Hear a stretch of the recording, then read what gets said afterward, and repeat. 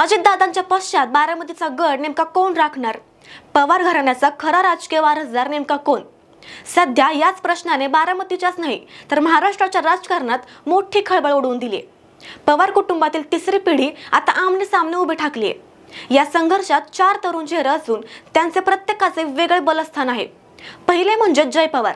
अजितदादांचे धाकटे चिरंजीव असून वडिलांच्या कामाचा थेट वारसा, कार्यकर्त्यांचं जाळं आणि हुबेहूब दादांसारखीच काम करण्याची पद्धत ही त्यांची ताकद आहे.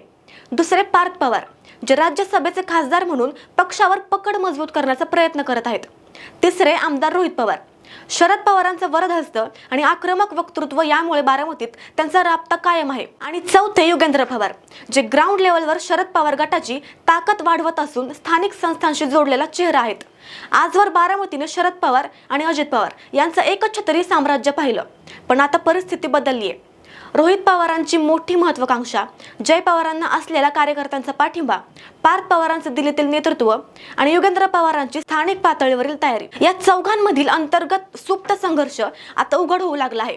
बारामतीची जनता विकासाला साथ देते आणि भावनेलाही दाद देते.